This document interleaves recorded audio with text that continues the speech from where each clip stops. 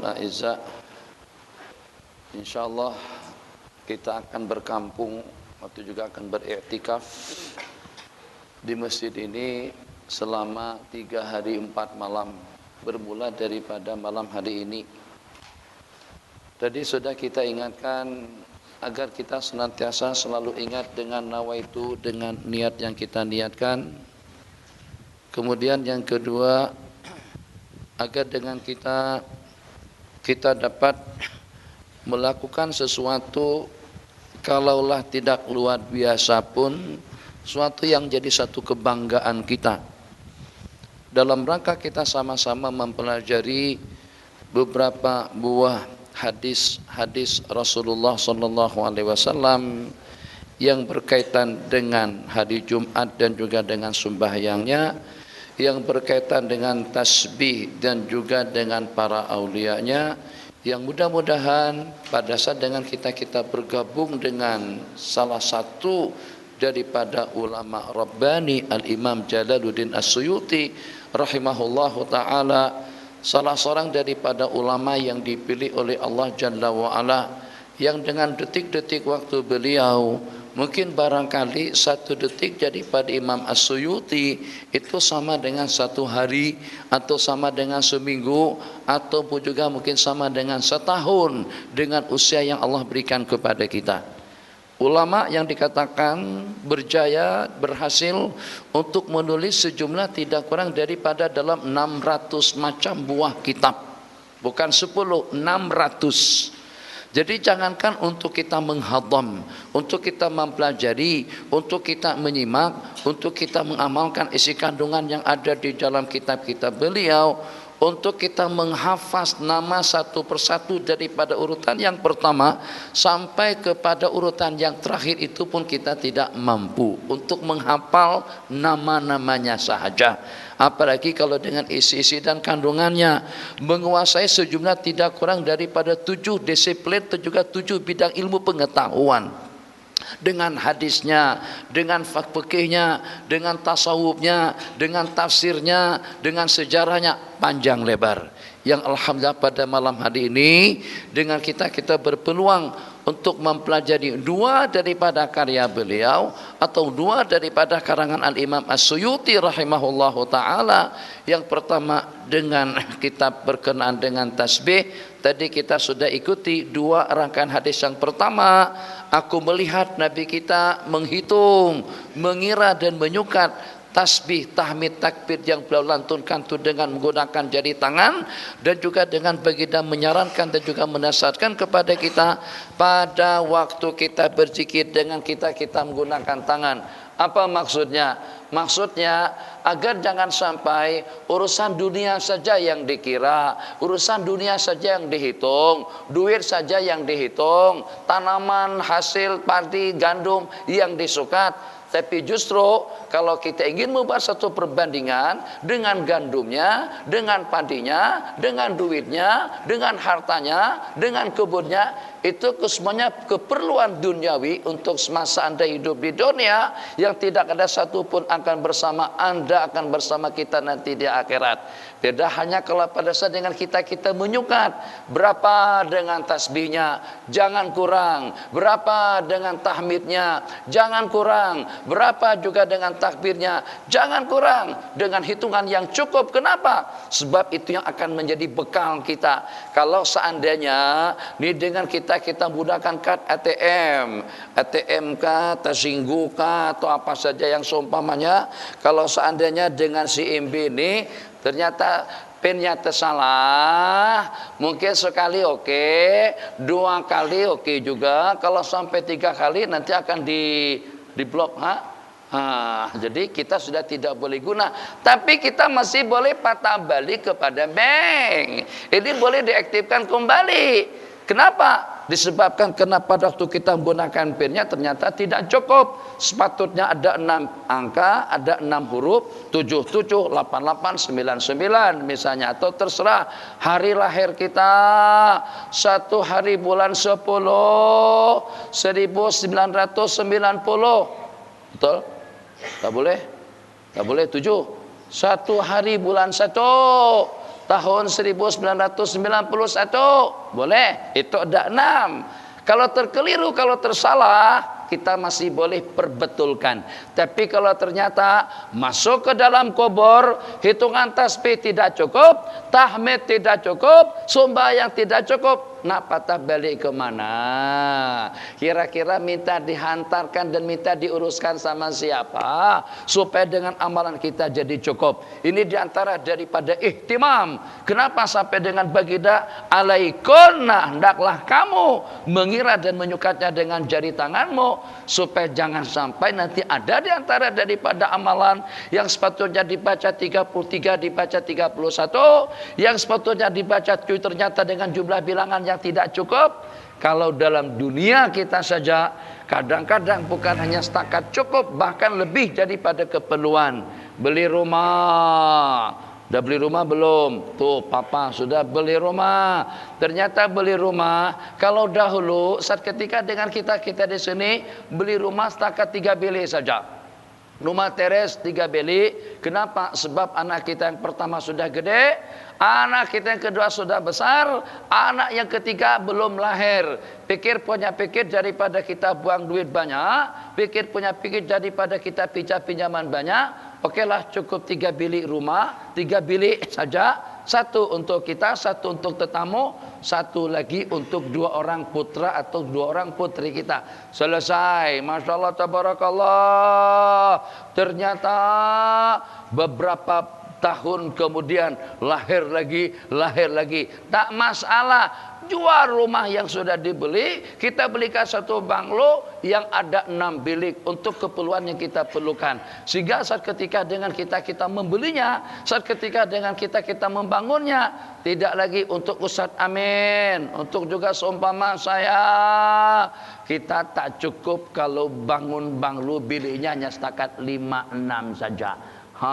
Kalau kita nak kumpulkan anak-anak kita semuanya, maka paling tidak, kalau 1 orang 1 bilik kali 8 bilik, tambah tetamu, tambah dengan kita 10 bilik. Takut nanti kalau lahir lagi, kalau bertambah lagi. Udahlah, kita bangun biliknya 13. Alhamdulillah. Lebih 3 kenapa? Macam mana lebih 3 dengan biliknya? Macam mana lebih juga dengan makanannya? Macam mana lebih juga Allahumma salli ala Sayyidina Muhammad dengan keperluannya? Allahu Akbar. Kereta 1 buah cukup. Kenapa beli motor pula? Kenapa ditambah pula dengan Alza? Keluar model baru namanya Azia, Izia atau apa sajalah, 25.000, 24.000, beli lagi. Yang ada pun dah habis, dah persiapan. Kenapa kita tidak gunakan falsafat yang sama pada waktu kita berzikir? Yang itu adalah keperluan kita untuk sepanjang hidup pada waktu kita sudah kembali kepada Allah Jalla wa'ala. Di situ rasionalnya, di situ logiknya. Yang dengan kita dipesani oleh baginda, sebab kamu tidak boleh patah balik, sebab kamu sangat-sangat memerlukan kesan dan luasa daripada hitungan zikir yang kita lantunkan. Dia akan memainkan peranannya. Kamu perlukan kesehatan, kamu perlukan ketenangan, kamu perlukan kebahagiaan, kamu perlukan keuangan, kamu perlukan kestabilan. Itu semuanya ada di antaranya yang terpaut dengan sembahyang 5 waktu, ada di antaranya yang terpaut dengan zikir, tasbih, tahmid dan takbir, ada juga yang terpaut dengan muraqabatul Maula Jalla wa Ala, merintih-rintih untuk menstabilkan suasana, kadang-kadang mungkin dengan salat tahajud, untuk menyehatkan jasmaninya mungkin dengan sembahyang duha panjang lebar. Kita cukupkan untuk yang itu dulu, nanti besok kita kembali dengan tasbih dengan hadis-hadis yang berikutnya. Jadi 2 buah hadis. Kalau seandainya setelah habis kitab ini didiskusikan, memang sengaja kawan-kawan dan juga sengaja daripada kami memilih 3 buah kitab, yang 2 kitabnya ini kecil sekali, supaya dengan kita boleh mengikutinya. Jadi usahakan agar dengan maklumat yang ada terkandung di dalam 3 buah kitab kecil ini nanti akan tersemat dalam ingatan. Kalau masih ada juga orang yang mengutak-atik tentang tasbih, yang mengutak-atik tentang wali-wali Allah Jalla wa'ala, atau juga yang mengutak-atik tentang Maulidar Rasul, setelah kita perlihatkan, setelah kita ajak berkongsi, atau juga setelah kita ajak untuk mempelajari dan mengamat bersama tentang isi dan kandungannya, rasanya tidak salah lagi kalau seandainya ada yang menumbuk, atau juga ada yang menampar, atau juga ada yang menempeleng, yang mengatakan pakai tasbih itu bid'ah dan masuk neraka. Saya bilang sini, sebelum berbicara tentang neraka, sini dulu. Tarik bajunya, tumbuk 3 kali. Itu katakan diantara daripada aksi ahli neraka. Waliyahzubillah. Tuh seperti itu. Bismillahirrahmanirrahim. Hari Jumat. Jadi tidak lebih daripada mengingatkan wadzakir fa inna dzikra tanfa'ul mu'minin.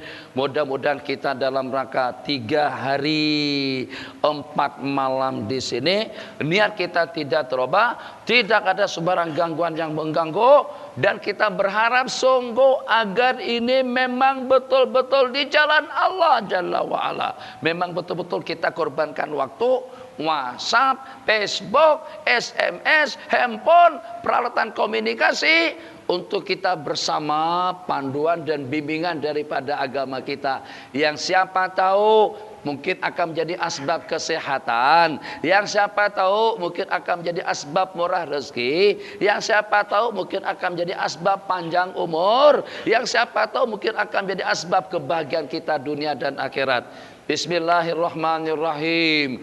Gudang ibadah, gudang kebajikan, gudang rahmah, gudang maghfirah, itu kadang-kadang kita dapatkan atau kita temukan pada hari Arafah, kadang-kadang kita temukan pada malam Lailatul Qadar, kadang-kadang kita temukan di tanah suci Mekah dan Madinah pada waktu-waktu yang mulia. Maka di antara daripada waktu yang terperuntukkan untuk kita mendapatkan ganjaran pahala yang berlipat ganda, ganjaran pahala yang melimpah ruah, rahmat, maghfirah, anugerah, habuan, balasan daripada Allah Jalla wa'ala.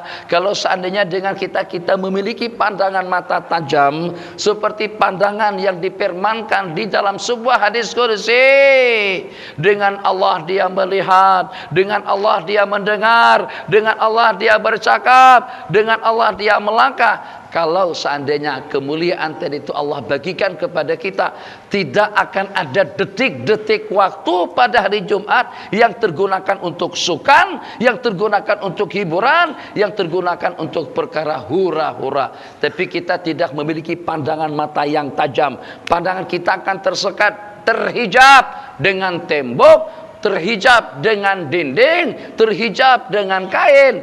Kalau seandainya kita memiliki nazarah saqifah, saqifah, nazarah pandangan yang tajam, kalau kita memiliki pandangan yang bening, Masya Allah, tabarakallah, sepanjang dari fajar terbit atau sepanjang daripada tenggelam matahari malam Jumat sampai terbenam matahari detik yang terakhir, niscaya waktu kita, detik-detik saat kita akan terhabiskan untuk kita mengingat Allah Jalla wa'ala. Kata pengantar daripada penulis kitab ini disusun oleh salah seorang daripada pelajar kami yang takharuj daripada Ma'had Zen, kalau tidak salah pada tahun 2010, pada tahun 2010 angkatan Bang Taufik, namanya Nur Ridho.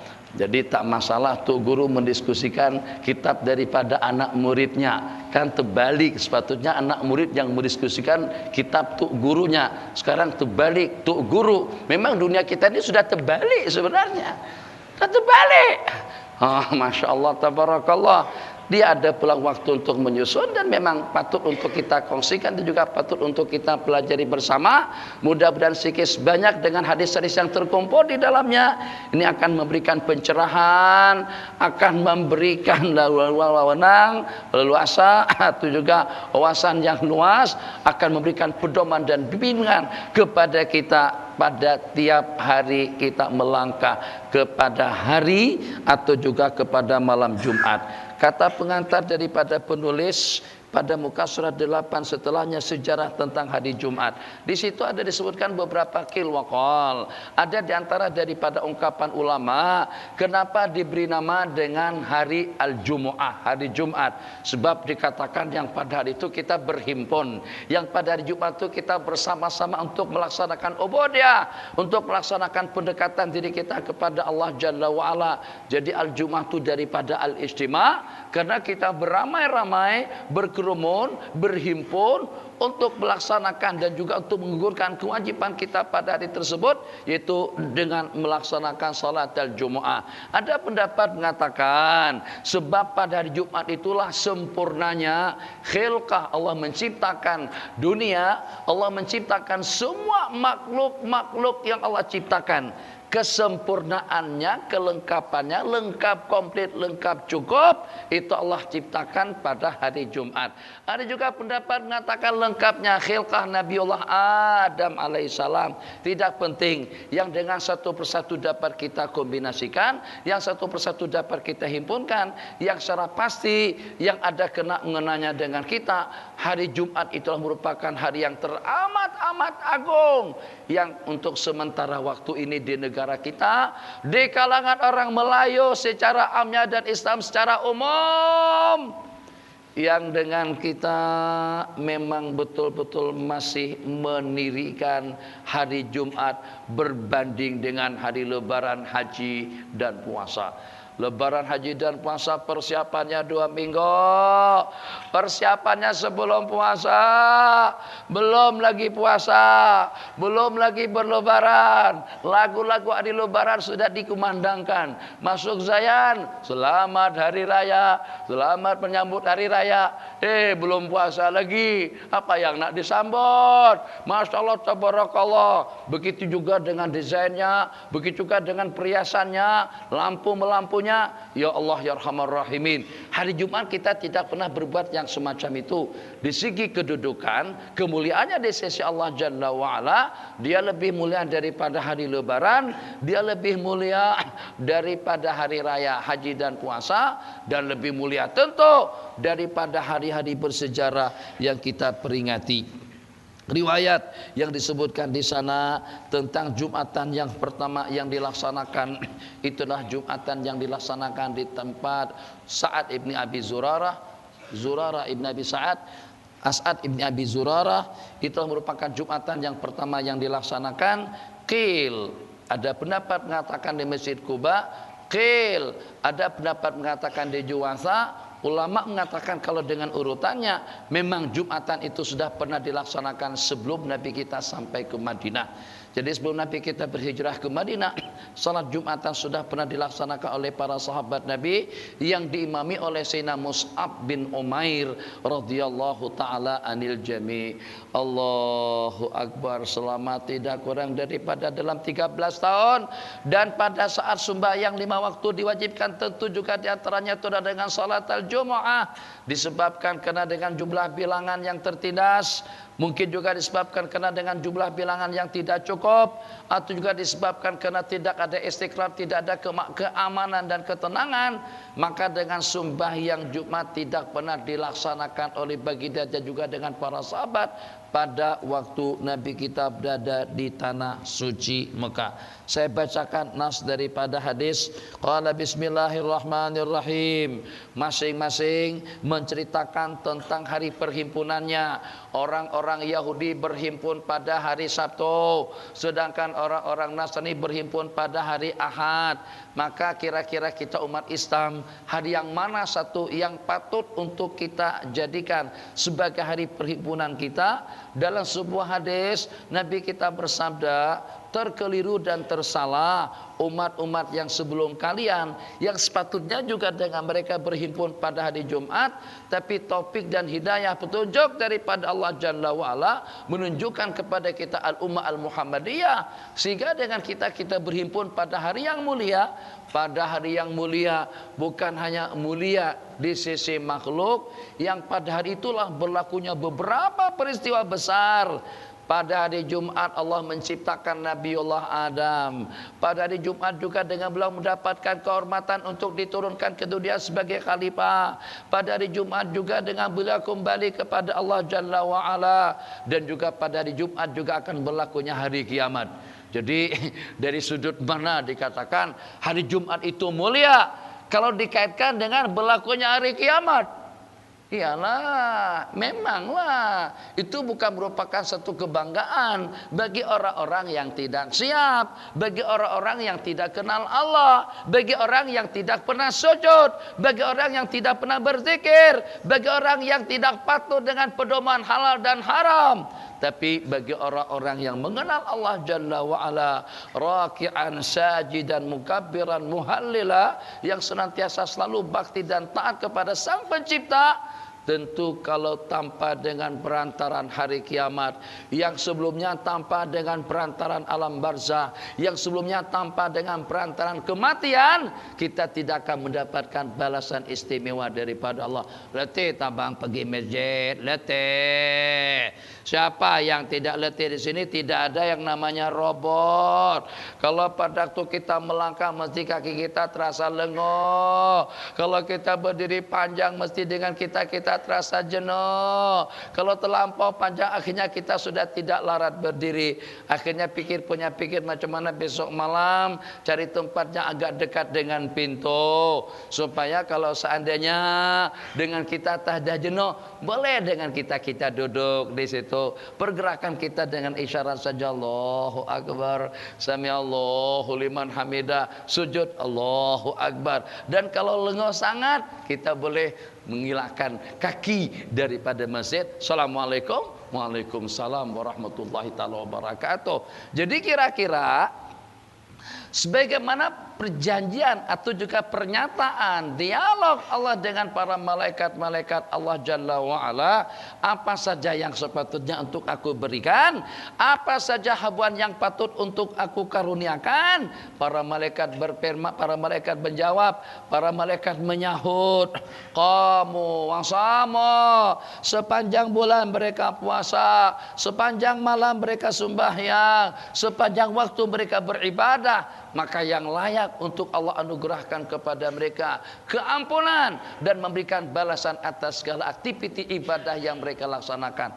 Lengoh mengaji, lengoh WhatsApp, menjawab SMS, menjawab pertanyaan. Kadang-kadang pertanyaannya ditanyakan tengah malam, kadang-kadang SMS-nya masuk waktu kita sedang tidur nyenyak, mengajar. Kadang-kadang dengan santrinya, Masya Allah tabarakallah, dengan pertanyaan yang membuat kepala kita jadi pening. Dia senang saja melontarkan pertanyaan, dijawab pertanyaannya buat kita jadi letih. Dengan pengajiannya kita letih, dengan sembahyangnya kita letih, dengan puasanya kita lapar. Tentu dengan orang-orang yang taat kepada Allah Jalla wa'ala ingin mendapatkan balasannya, apa imbalannya daripada Allah. Dan itu kita tidak akan mungkin memperolehinya kecuali dengan mati terlebih dahulu. Lepas mati duduk di alam barzah, lepas itu nanti dibangkit, dimuhasabah. Maka pada hari pembalasanlah dengan kita akan menerima segala balasan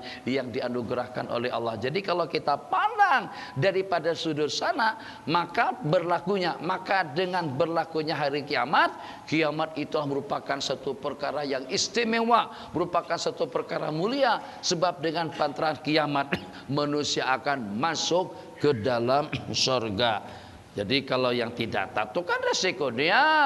Kita yang sudah berbuat ibadah letih, capek, jenuh, tak larat, terus-terusan sembahyang lagi, zikir lagi. Tak boleh berdiri duduk, tidak boleh duduk berbaring, bertelantang, sembahyang dengan mata, sembahyang dalam hati, terus mati.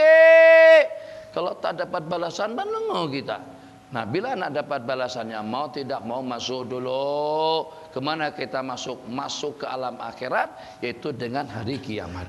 Qala bismillahirrahmanirrahim. Jadi setelah mereka berhimpun pada hari Jumat, yaitu disebut dengan Yaumul Arubah, ijtama'u ila As'ad ibni Zurarah, salah satu daripada penghulu Ansar. Fasalla bihim yauma idzin wa dzakarahum fasammuhu al-jumu'ata. Hari Al-Arubah, hari perhimpunan mereka tadi itu mereka beri nama dengan hari Jumat karena mereka berhimpun. Satu, berhimpun untuk ibadah, yang kedua berhimpun untuk mendengarkan panduan nasihat dan bimbingan daripada mereka. Tengok dengan Jumatan yang pertama yang dilaksanakan, yang diimami oleh Sayyidina Mus'ab bin Umair. Qala fadzabaha As'ad bin Zurarah lahum syatan. Oh, ini asik nih. Saya pernah melihat di sebagian masjid pada hari Jumat orang bagi buah pisang. Ada beberapa tandan pisang dan letak di luar situ. Jadi jemaah selepas sembahyang Jumat ambil pisang, makan pisang. Tapi belum ada lepas sembahyang Jumat makan kambing, kecuali kalau ada acara selamatan. Sayyidina As'ad bin Zurarah untuk Jumatan yang pertama, yang walaupun masih belum banyak tahu lagi tentang hukum hakam Allah Jalla wa'ala, sebagai tanda mereka meraihkan. Ini satu perkara baru Ustaz Ahmad. Ini dalil baru lagi, belum pernah dikupas oleh ulama. Sayyidina As'ad bin Zurarah ketika melaksanakan salat Jumat berjamaah untuk Jumatan yang pertama, beliau sembelih kambing untuk bagi makan orang ramai. Nabi kita tak suruh, hei para jamaah semuanya, apabila kalian melaksanakan salat Jumat, sembelih kambing untuk dimakan bersama. Tak pernah Nabi kita sarankan semacam itu. Inisiatif daripada Sayyidina As'ad. Kenapa tidak dikatakan bid'ah? Ini bukan lagi daripada 4 sahabat yang pertama. Kalau daripada 4 sahabat yang pertama, Nabi kita bersabda, wa sunnatil khulafa'ir rasyidin al-mahdiyyin. Berpegang teguhlah kamu juga dengan sunnah khalifah yang 4. As'ad bin Zurarah bukan daripada sahabat yang 4. Berinisiatif untuk bagi makan orang ramai. Suatu perkara baru. Saat ketika diinformasikan atau sampai perkara tersebut kepada baginda Rasulullah, nanti besok kembali kita dengan kitab tasbih. Informasinya bahwasanya ada di antara daripada sahabat Nabi yang bertasbih, tahmid dan takbir dengan menggunakan biji korma, ada yang menggunakan batu kerikil, ada yang menggunakan simpulan atau dengan buulan. Justru dengan baginda menyarankan kepada mereka kepada perkara yang lebih elok. Inginkah aku ajarkan kepada kamu tasbih hanya dalam sekelip mata melihat, hanya dengan sesaat waktu kita mengucap, yang dengan pahalanya sama dengan kamu bertasbih sejak daripada pagi tadi itu sampai tengah hari. Tapi Nabi kita tidak menyalahkan orang yang bertasbih banyak, yang berzikir banyak. Jadi baginda Nabi jauh-jauh lebih bijak, dan memang sewajarnya untuk kita idolakan dan untuk kita ikuti daripada puak-puak Wahabi dan Salafi, baik yang ada di negara kita ataupun juga yang berada di sana sini. Bismillahirrahmanirrahim. Qala fatagaddau wa ta'asyau. Maka dengan mereka dapat makan siang, makan malam lagi. Seronok. Tuh kalau seandainya ada masjid lepas salat Jumat terus menyajikan nasi mandi, lauknya kambing, penuh masjid itu insya Allah. Yang dengan kita sudah tak ada pilihan. Yang walaupun parking susah tak masalah, kita naik motor, kita ikut menumpang. Kenapa? Masjid itu ada makan nasi mandi, lauknya kambing, masya Allah tabarakallah. Jadi dengan mereka pada hari tersebut makan kambing untuk makan siang dan malam. Kenapa? Qala wa dzalika liqillatihim. Itu dikenakan karena jumlah mereka tidak ramai mana.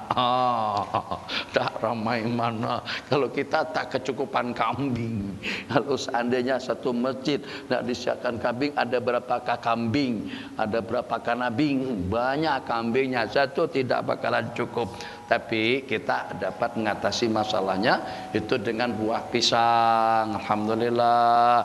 Mungkin dengan durian, mungkin juga dengan cempedak. Ya, dengan pisang goreng pun jadi sebenarnya. Bahkan ada di antara daripada sahabat Nabi bukan minat, akan tapi merasa seronok saat ketika datang hari Jumat, karena ada dengan seorang wanita muslimah yang pada tiap selepas salat Jumat dilaksanakan, yang pada tiap salat Jumat selesai dilaksanakan, beliau akan jemput orang-orang untuk makan kanji, salikah lebih kurangnya, mungkin sama dengan kanji atau sama dengan bubur lambo. Tuh, bahasanya bubur lambo. Syok makan bubur lambo selepas sembahyang Jumat. Free, gratis, tak bayar. Kalau bayar, manapun kita boleh sembahyang. Ini yang tak bayar itu yang asik. Yang walaupun tak mahal mana. Kalau bayar pun sebenarnya paling dalam 3 kupang. Ya kalau sedikit. Kalau 1 mangkok, 2 ringgit. Bismillahirrahmanirrahim. Muka surat berikutnya. Salat Jumat pertama yang dilaksanakan tadi sudah kita sebutkan. Salat Jumat pertama setelah Nabi SAW hijrah ke Madinah, ada pendapat menyatakan itu dilaksanakan di Masjid Quba. Ada juga pendapat mengatakan yang pertama kali dilaksanakan di Masjid Nabawi. Kewajiban kita melaksanakan salat Jumat. Ya Allah ya Arhamar Rahimin. Dan sekali dalam seminggu, salat Jumat dengan kewajibannya, salat Jumat dengan adab-adabnya, salat Jumat dengan syarat-syaratnya, salat Jumat dengan kemuliaannya. Jadi pada hari Jumat itu menghimpunkan berbagai kemuliaan, kemuliaannya dengan waktu. Terdapat sesaat waktu yang kalau kita memohon, kalau kita meminta kepada Allah Jalla wa'ala, doa permintaan kita akan dikabulkan. Kemuliaannya juga dengan tempat, sebab dilaksanakan di rumah Allah. Baik rumah Allah itu masjid atau juga tempat-tempat yang bersih, tempat-tempat yang suci. Kemudian kemuliaannya dengan orang-orang yang berkumpul. Masya Allah tabarakallah, ahli zikirnya, ahli ibadahnya, ahli sembahyangnya, ahli puasanya. Itu kelebihannya karena orangnya santun. Itu kelebihannya karena orangnya tabah. Itu kelebihannya karena orangnya sabar. Tadi saya sebut musibah, banjir, malapetaka, cobaan, ujian, sekatan, itu berlaku dengan sesiapa saja. Tapi yang penting bagaimana kita tidak panik. Apa panik bahasa sini? Tak kelang kabut. Tapi Allahu Akbar, Allahu Akbar. Allah lengan kedua belah kaki kita untuk kita langkahkan menuju ke masjid. Ada orang kalau sudah dalam keadaan semacam itu, kalau sudah kelang kabut, sudah tidak tahu masjid, sudah tidak kenal Allah, sudah tidak kenal kewajiban-kewajiban yang diwajibkan. Jadi kita tidak mau kalau sampai rugi 2, 3, 4 kali, rumahnya hanyut, perabotnya larut, duitnya habis, tenaganya habis, agamanya juga ikut terhakis. Tak nak kalau sampai jadi macam tu. Jadi bagaimana kita tidak menyarankan agar orang senyum, sebab mungkin itu terlalu luar biasa. Tapi paling tidak, ini kan sudah macam mana pun kita tak dapat mengelak. Tak dapat mengelak Ustaz Amin. Siapa yang nak dengan banjir? Siapa yang tahu? Dikira oke-oke saja, tapi air secepat kilat. Tak lama kemudian ternyata ada yang sampai ke bumbung. Banyak gambar-gambar atau juga dengan WhatsApp yang diantar sama kawan-kawan yang walaupun saya sedang berada di Bogor, tapi saya mengikuti perkembangan di 3 tempat, Kerangganu, Pahang, dengan Kelantan. Sebab kenapa? Sebab saya pun juga hampir termasuk masa banjir juga pada hari Kamisnya. Saya balik pada 25 hari bulan yang lepas ke Bogor, ke Jakarta, ke Bogor, keluar daripada Kelantan pada 24 hari bulan. Itu pun atas nasihat, cadangan, SMS, WhatsApp, telepon daripada kawan-kawan saya, cepat-cepat keluar. Nanti sudah tak boleh pergi airport. Kalau saya tak nak pergi pun, pergi ke airport dulu hari ini, biar terbang besok. Oh macam tu. Saya santai aja buat pengajian. Dalam hati kenapa takut? Kenapa risau? Kenapa gundah? Sedangkan kita di Pasir Mas sudah kebagian. Justru sebelum Kota Baru, sebelum kawasan sana tuh banjir, pasir putih, pasir apa, Pasir Mas, Rantau Panjang yang paling awal sekali. Sebelum saya pergi KL kami sudah tenggelam. Tapi masih belum sampai ke rumah. Alhamdulillah aman pada waktu itu. Jadi saya pikir udah tak bakalan 2 kali kan. Kalau sudah kebagian tak akan jadi 2 kali. Itulah dalam kepala. Jadi kami pun santai buat pengajian dengan kawan-kawan. Tapi karena dengan panggilan yang berapi-api tadi itu, terpaksa juga kita ikut arahan. Nah, demi untuk keselamatan kata kawan-kawan, jangan sampai mencukupkan hitungan 7 hari di Kelantan, nanti untuk program di Madura, Jawa Timur, dan juga program di Kalimantan akan terbatalkan. Hari itu terpaksa Bapak sini bergegas keluar daripada Pasir Mas sampai Jembatan Panjang, tengok air, ini tidak boleh didusta-dustakan. Kalau begini derasnya, kalau begini kuatnya, kalau begini cepatnya, bukti-buktinya sudah dapat kita buktikan. Samping menyamping jalan itu semuanya kereta. Tuan kereta mana tak tahu ada di mana. Rumah mereka samping menyamping jalan itu semuanya sudah tenggelam. Tak apa cerita lagi. Berhenti pukul 10 Zazoko. Sar saja. Dengar saja. Kami cakap setelah keluar daripada jembatan Pasir Mas, nampak kelihatan seperti laut saja di hadapan. Kereta-kereta tidak ada yang berani maju. Kereta kecil semuanya sudah mundur teratur. Akhirnya dengan kita pun juga ikut beratur. Mungkin nanti ada lori, mungkin nanti ada bus, mungkin nanti ada trailer kah yang menjadi imam kita. Kita akan membuncing ikut di belakang sebab mereka lebih tahu jalan, yang mana yang surut, yang mana yang dalam. Nak lama kemudian Allah hantarkan satu buah Pajero cukup lumayan tinggi. Kami pada waktu itu naik Ford Ranger ya, agak cukup lumayan tinggi juga. Jadi datang Pajero jadi imam, ikut belakang, jalan. Sampai di tengah sungai atau di tengah jalan yang banjir, yang tenggelam tadi itu, Pajero mundur ke belakang. Gustan, tak nak jadi imam kah? Nah, ini masalahnya. Jadi pada saat ketika itu setelah kita tanyakan kenapa mundur kenapa? Jadi kata dia nak tarik kereta yang sudah tenyalam tuh. Dia nak selamatkan kereta, bukan nak jadi dalil kita, bukan nak jadi mutawib. Dia bukan nak tunjuk jalan, dia nak menyelamatkan teman dia. Maka saat ketika kereta tadi itu mundur, tinggal kita di hadapan banjir. Jadi macam mana? Kami berempat di dalam. Gimana? Syekh macam mana Syekh? Macam mana lagi, kita kena masuk lah. Nekat, yakin, terus, iya. Kenapa? Sebab satu-satunya jalan untuk menuju airport, jalannya kita lalui sekarang ini. Kalau kita sudah tertahan di situ, terkandas di sana, kita sudah tak boleh keluar. Takkan pakai jubah begini terpaksa harus menyelam ke dalam air. Lebih elok kita naik kereta dulu. Kalau seandainya tenyalam pun, sebelum kita tenyalam keretanya dulu lah. Cuman satu yang saya tidak paham semalam itu, saya sempat bukan juga begaduh tapi komplain kepada driver saya atau dengan teman yang bagi kereta tadi itu, namanya Ustadz Umair. Jadi ada orang nak menyeberang, dia suruh naik, cikgu. Naik kan. Dalam hati saya, kenapa ajak orang naik? Kalau ajak orang naik, nanti kereta kita ini turun. Tambah masalah kita nak menyeberang. Jadi kenapa dia naik? Saya seperti komplain dalam hati, ajak orang naik, masuk, menyeberang dengan kita. Kenapa? Sebab nanti tambah susah. Udah katanya Syekh, elok kalau kita banyak penumpang. Dari sudut mana eloknya? Supaya pada saat kita melawan arus banjir, kereta kita stabil, tidak bergerak. Oke lah, ini bukan bidang saya yang itu tuh. Apa saya serah sajalah. Kalau tadi masalah hukum hakam, anak akan pertahankan pendapat saya. Tapi itu bukan masalah halal dan haram. Saya pun mengalah pada saat itu. Masuk 3 orang penumpang di belakang. Jalan. Masuk. Exhaust sudah tenyalam tau. Punya betul. Di sini karamat karena dikeluarkan. Ayo ya Allah ya Rahman Rahimin. Di kepala anak-anak, di kepala keluarga, di kepala yang ditinggalkan juga.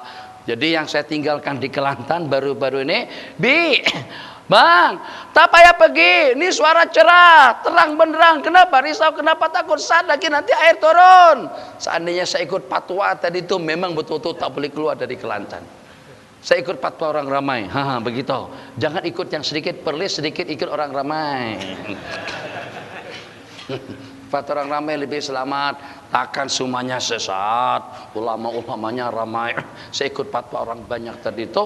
Jadi sampai di tengah-tengah landasan air banjir. Kereta sudah tak boleh giat, tak boleh main. Ini metik.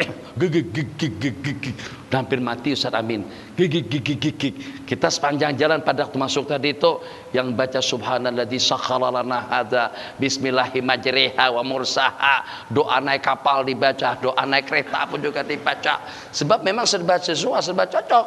Kereta iya nampak seperti kapal pun iya juga. Sebab kereta dalam laut atau juga dalam sungai. Alhamdulillah hampir 2-3 kali engine dah nak mati. Kalau mati memang kompong sudah tak boleh keluar pada hari itu.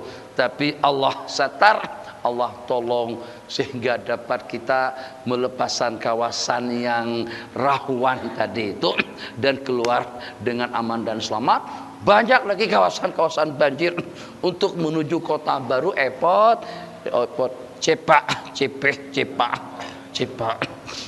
Tapi alhamdulillah tidak sedalam yang pertama itu pengalaman banjir. Yang kedua di Malaysia.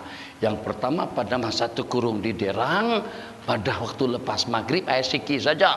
Lepas subuh sudah sampai kira-kira dalam ukuran besar. Tapi alhamdulillah pada waktu masih ada gunung lagi. Naik kemana? Pergi ke atas Bukit Derang. Ada satu kawasan yang agak tinggi di situ. Alhamdulillah aman dan selamat. Cukup. Bismillahirrahmanirrahim. Terakhir, nanti besok kita sambung. Jangan terlalu lama dengan pembukaan. Kewajiban salat Jumat, Nabi kita bersabda, Al-Jum'atu ala man sami'an nida. Allahu Akbar, Allahu Akbar. Tengok. Masya Allah, tabarakallah. Nabi kita bersabda, sembahyang Jumat itu diwajibkan kepada orang-orang yang mendengar seruan. Nah, kalau macam itu bahasanya, kalau di zaman kita sekarang siapa yang tidak mendengar? Kedengaran daripada TV, kedengaran daripada radio, kedengaran daripada peralatan komunikasi, dimanapun azan dikumandangkan kita akan mendengarnya. Seolah-olahnya hadis tadi itu sudah menjelma dan menyerap tentang perjalanan waktu di zaman modern yang dengan umatku akan boleh mendengar lantunan azan daripada mana-mana saja. Maka itu akan menimbulkan perbedaan pendapat di kalangan ulama. Apakah makna daripada mendengar seruan azan berkumandang itu dengan kedua telinganya tanpa dengan menggunakan peralatan-peralatan yang kita gunakan sekarang, atau maksudnya secara mutlak? Kalau kita tafsirkan secara mutlak, artinya kepada sesiapapun wajib melaksanakannya di mana saja dia berada, kecuali kalau pada waktu sakit, musafir, perempuan ataupun juga hamba sahaya. Ikut pendapat yang mengatakan liman sami'an nida, bagi tiap orang yang mendengar seruan azan berkumandang, apakah secara langsung dikumandangkan atau juga kedengaran dengan perantaran alat-alat elektronik, dengan mic-nya atau dengan sound systemnya, ataupun juga dengan radionya, ataupun juga dengan TV-nya. Tapi ikut pendapat yang mu'tamad dalam mazhab kita, bagi orang yang mendengar lantunan azan berkumandang, kalau seketika azan tadi itu dikumandangkan tanpa menggunakan alat. Jadi katakan saja nih kampung, Allahu Akbar.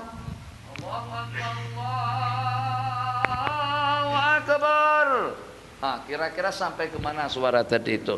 Kalau tidak boleh didengar oleh orang yang ada di kampung sana, maka warga yang berada di kampung situ tidak wajib untuk melaksanakannya. Bismillahirrahmanirrahim.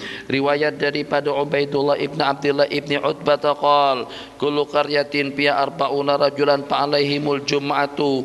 Tiap warga kampung yang cukup bilangan mereka 40 orang, maka dengan mereka wajib untuk melaksanakannya.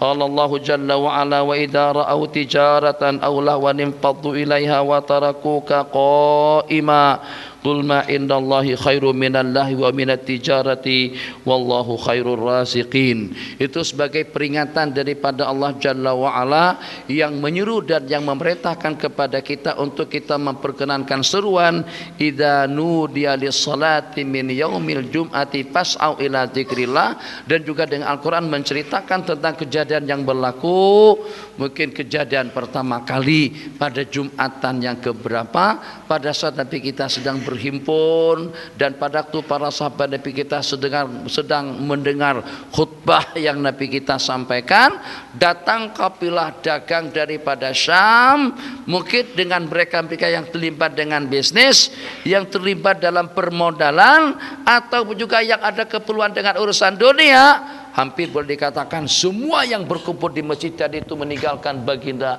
yang sedang khutbah. Ini satu pelajaran yang elok kita ambil, yang patut untuk kita kongsikan juga dalam waktu yang sama. Kalau pada suatu ketika nanti penggemar kita berkurang, kalau pada suatu ketika nanti dengan kita dipecat, kalau pada suatu ketika nanti dengan kita disekat, jangan kecil hati.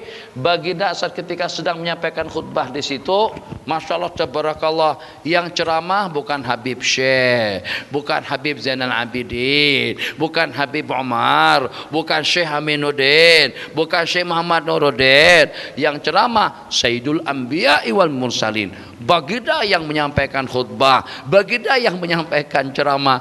Ternyata masih ada lagi di antara daripada sahabat, bukan di antara, ramai di kalangan daripada para sahabat yang meninggalkan Nabi kita lagi sedang asik-asiknya menyampaikan khutbah Jumat. Kemana mereka pergi? Karena ada kafilah dagang, karena ada kafilah dagang yang datang daripada negeri Syam. Yang tersisa di dalam masjid itu tidak lebih daripada dalam 12 orang saja. 12 orang saja. Kalau kita sudah merajuk dah. Jadi setelah mereka keluar, kita pun juga ikut keluar juga. Assalamualaikum, waalaikumsalam. Tak jadi hari Jumat dilaksanakan khutbah Jumat, tak jadi. Hei, kenapa? Saya berdosa. Ya, mereka juga berdosa, sama-sama berdosa, tanggung dosa masing-masing. Nabi kita tidak tabah sekali, sabar betul. Ada riwayat mengatakan mereka patah balik ke masjid, ada riwayat mengatakan itu tidak pasti. Yang secara pastinya yang tersisa di dalam masjid tidak lebih daripada dalam 12 orang saja. Hadis yang terakhir tentang keutamaan, anugerah, kelebihan, keagungan hari Jumat, dia adalah merupakan hari yang mulia, dia adalah merupakan hari yang terbaik. Qala Nabi sallallahu alaihi wasallam, inna yaumal jumu'ati, sesungguhnya hari Jumat itu adalah sayyidul ayam. Muslimat yang tidak ke masjid, kita tahu diri. Di samping dengan di negeri kita di sini hari Jumat kita cuti. Ramai kita kalau pada di Jumat kita santai. Kenapa? Kan cuti. Beda kalau dengan hari Senin, beda kalau dengan hari Kamis. Jadi pada saat hari Jumat itu cuti, sebenarnya pencutian pada hari Jumat itu bertujuan dan bermatlamat agar dengan kita punya peluang banyak untuk kita mengisi dan memakmurkan hari tersebut itu dengan ibadah. Bukan kita boleh tidur nyenyak sampai pukul 8, sampai pukul 9. Masya Allah tabarakallah. Bahkan juga kadang-kadang itu kita lah. Kadang-kadang sewaktu-waktu ada juga yang macam tuh. Di antara daripada subuh yang kita agak berat dan agak lambat pergi ke masjid subuh Jumat. Kenapa? Sebab bacaannya panjang. Tuan, Fatih. Belum habis lagi, belum sujud lagi, belum sampai innama yu'minu bi ayatina alladziina idza dzukiru biha kharru sujada wa sabbahu bihamdi rabbihim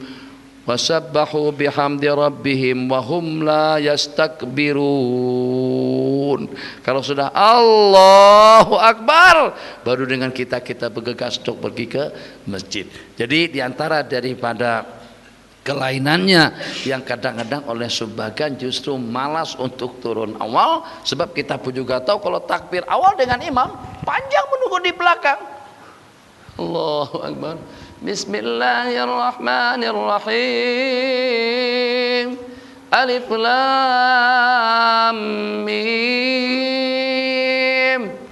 Dalam hati susah-susah menunggu baca imam, mendingan nanti saja kita ke masjid. Kawan kita pun belum turun lagi, apalagi kalau di asrama. Kalau sudah dekat-dekat sujud baru melompat-lompat ke sana sini untuk mendapatkan rakaat yang pertama. Kalau kami di Bogor, mereka tahu kalau masbuk 1 rakaat berarti kena denda 10.000. Berapa rupiah sajalah. Kan dingin. Wa a'dhamuha indallah bal wa a'dhamu indallah min yaumil adha wa yaumil fitr. Hadis yang diriwayatkan di sini menyatakan bahwasanya hari Jumat itu lebih agung, lebih mulia daripada hari raya haji dan juga daripada hari raya puasa. Tapi ternyata dia masih belum mendapatkan hak-haknya secara sepenuhnya, sebab masih kita tirikan yang pada hari Jumat belum mendapatkan perhatian yang sepatutnya. Kalau seumpama dengan hari Lebaran, pakaiannya serba baru, secara jujur untuk kita mengkhususkan pakaian yang serba putih pada hari Jumat, untuk pakaiannya pun ternyata kita masih belum mampu. Belum lagi dengan potong kukunya, belum lagi dengan cebut bulu ketiaknya, belum lagi dengan pangkas, bahasa Indonesia pangkas, dengan bulu-buluan yang ada di sekitar kemaluannya, dengan wangi-wangiannya, datang pada jam yang pertama, dekat dengan mimbar, insat, tidak berbicara, tidak berbual-bual, memberikan tumpuan, dan juga dengan khususiat yang akan kita ikuti bersama nanti pada pertemuan-pertemuan yang akan datang.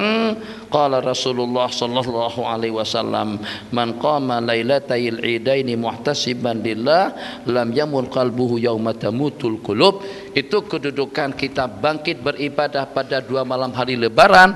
Seseorang yang bangkit pada 2 malam hari Lebaran, hatinya tidak akan mati. Bagaimana kira-kira kalau dengan malam hari yang lebih mulia daripada 2 malam hari Lebaran, itulah pada malam hari Jumat.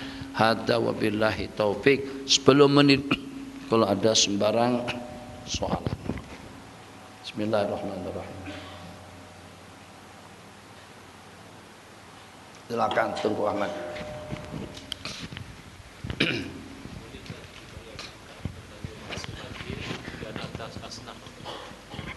Apakah boleh dengan kita berzakat kepada mangsa banjir? Tanya pertanyaan yang pertama, mangsa banjir itu orang Islam kan? Oke. Alhamdulillah sudah terjawab. Kemudian yang kedua, yang walaupun dengan orang tadi itu mungkin saja keperangkap dengan banjir, dia termasuk orang yang kaya raya di daerahnya, dia asal daripada Kedah ataupun juga dia asal daripada KL. Pada hari dia pergi ke Kelantan, atau pada hari dia pergi ke Gua Musang, atau juga pergi ke Pahang, pergi ke Terengganu, terus terperangkap dengan banjir yang pada saat ketika itu dia memerlukan bantuan daripada sesiapa saja. Apakah boleh dengan kita mengarahkan uang zakat kepada mangsa banjir? Ya tentu, itu mungkin diantara daripada tempat-tempat yang paling afdol. Kenapa? Sebab duit yang kita bagikan kepada al-asnaf yang 8, belum tentu asnaf yang 8 itu memerlukan bantuan kita daripada uang zakat. Tapi kalau seumpama dengan mangsa banjir, itu sampai kepada tahap katanya ada diantara daripada warga, budak-budak itu sudah secara lebih pasti lagi, itu yang menunggu di jalan-jalan, menunggu lori kah, atau betulkah macam tu Tunggu Ahmad ikut gak? Ikut relawan, ikut pergi, katanya sampai menunggu-nunggu rebutan, la'alla wa asa mungkin akan ada bantuan. Nah, jadi kepada orang-orang yang berhajat seperti itu, kita serahkan 1/8-nya atau kesemuanya kepada mereka. Insya Allah itu daripada asnaf yang boleh menerima, baik atas nama karena miskin. Miskin seperti apa? Miskin itu tidak mutlak orang yang tidak punya, tidak mutlak dengan orang yang tidak punya. Kepada orang yang punya pun juga boleh jadi miskin. Misalnya seperti apa? Dia di negaranya orang kaya, tapi pada masa sampai kemari, pada waktu sampai ke Mekah kehabisan duit. Dia termasuk Ibnu Sabil. Dia juga boleh menerima zakat atau bantuan daripada orang yang mengeluarkannya. Yang lain, lo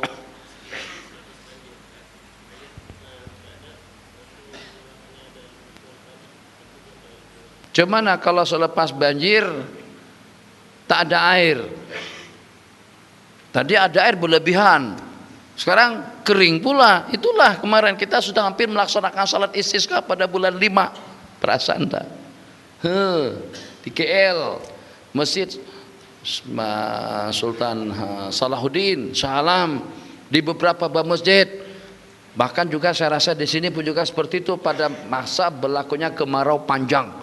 Oh, kita mengeluh, ampangan, dah kering, macam-macam kulat pada saat ketika itu. Jadi sabar, jangan sekali-kali dengan kita seperti kita mendesak-desak Allah Jalla wa'ala. Seakan-akan seperti kita mendesak. Sekarang tunggu, aku bagi lebih daripada keperluanmu. Hayo, nak yang lebih kah? Seperti itu sepertinya daripada Allah Jalla wa'ala. Akhirnya kebanjiran. Jangan dikutuk, kan ada orang-orang yang kurang asam, yang keteluan. Kenapa begini? Jadi bahkan ada daripada non muslim mengatakan kepada orang-orang Islam, tuh, apa manfaatnya sembahyang kalian? Tak ada guna apa-apa. Kalian menyembah Allah, tuh, tetap kebanjiran. Ya Arhamar Rahimin. Memangnya kali pertama berlakunya banjir di dunia? Kalau pada saat turunnya bala dan malapetaka daripada Allah, menyembah tidak menyembah, yang tidak sembahyang, tetap juga akan kena imbasan dan juga akan terkesan dengan musibah yang menimpa. Jadi tidak ada hubung kaitnya dengan ucapan yang semacam itu tidak lebih daripada untuk menggoncang dan juga melemahkan iman dan yakin daripada seseorang. Justru aku lebih yakin dengan kekuasaan Allah yang walaupun hartaku habis, yang walaupun duitku habis, yang walaupun aku menjadi sengsara, tapi aku lebih yakin sebab yang berkehendak itu adalah Allah Jalla wa'ala. Dalam sekelip mata memandang, Allah Maha Kuasa untuk menenggelamkan, untuk menghabiskan segala-galanya. Tapi pelajaran yang cantik yang patut juga saya kongsikan pada malam hari ini, yang walaupun sudah beberapa kali saya sebut, rezeki jangan dibuang-buang, nikmat jangan dibuang-buang. Muslimat, kalau memang tak habis masukkan dalam peti ais. Nanti besok kalau sampai basi baru dibuang. Kalau memang sudah tak termakan juga, tapi jangan dibuang, masuk dalam tong sampah. Tuan-tuan, puan-puan, kalau pada waktu kita makan, yang walaupun kita punya duit banyak, tapi baki makanan jangan dibuang. Sebab itu rezeki daripada Allah, berasnya daripada Allah, lauk pauknya daripada Allah, tumbuhnya Allah yang menumbuhkan, airnya Allah yang menghujankan, suburnya Allah yang berkehendak, masaknya Allah yang menentukan, semuanya daripada Allah. Jangan dibuang, sebab itu boleh jadi akan menjemput murka Allah Jalla wa'ala. Bagaimana toh Allah bantu, Allah tolong untuk menghanyutkan rezeki kita di sana sini. Bukan setakat yang hanyut nasi kerabunya, nasi dagangnya, atau nasi gorengnya, atau dengan sedikit harta. Kadang-kadang mungkin almari masih elok lagi. Kalau tak pun diracik-racik, mungkin dengan kayunya boleh dimanfaatkan untuk buat apa saja. Mungkin juga dengan kairnya masih cantik lagi, kenapa dibuang? Kenapa dimasukkan ke dalam tong sampah? Itu rezeki daripada Allah. Oke, kalau kamu macam tuh perangai kamu, buang-buang rezeki yang aku bagi, aku tolong kamu untuk membuang semuanya daripada rumah kamu. Habis, tertinggal tiang meniangnya saja lagi. Papannya hanyut, perabotnya hanyut, katilnya hanyut, tilangnya larut, semuanya habis. Sampai dengan keretanya pun juga bahasa sana bergelempangan di sana sini. Kita tak nak kalau sampai jadi sasaran musibah yang semacam itu. Jaga rezeki, jaga amanah, jaga nikmat, jaga kebaikan. Insya Allah, Allah akan amankan dan akan jaga kita di sepanjang hidup. Terakhir, Allahu Akbar. Cukup. Ya.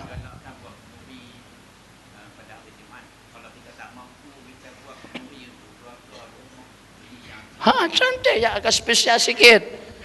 Kita bukan digalakkan, tapi tadi ada inisiatif daripada sahabat buat kenduri makan kambing pada di Jumat untuk jamaah. Jadi kalau kita tak mampu buat macam tu, macam mana kira-kira kalau kita buat kenduri untuk sisi rumah? Cantik, alhamdulillah. Mesti anak-anak suka dengan hari Jumat. Tanya, besok Jumat lagi? Gak Allah, apa? Jumat baru Sabtu. Kenapa mereka jadi teringin macam itu? Sebab karena mereka tahu yang kalau pada di Jumat kita bagi agak spesial sedikit. Lauknya banyak, ada buah-buahannya, ada kanjinya, ada tembikainya. Jadi tentu dengan budak-budak akan seronok dan akan ceria, akan lebih ceria dan akan merasa lebih bahagia dengan kehadiran dan juga dengan kunjungan hari Jumat. Karena dengan kita memberikan layanan lebih istimewa kepada mereka 10 sesuku. Hada wabillahi taufik wa sallallahu ala sayyidina Muhammad wa ala alihi wasahbihi wasallam. Besok bawa kembali kitab yang sama. Yang pertama tasbih dan yang kedua Jumat untuk kita baca di sebelah pagi pada pukul 9 sampai kepada pukul 11.30 dalam dua sisi pertemuan. Wallahu a'lam. Sallallahu alaihi wasallam.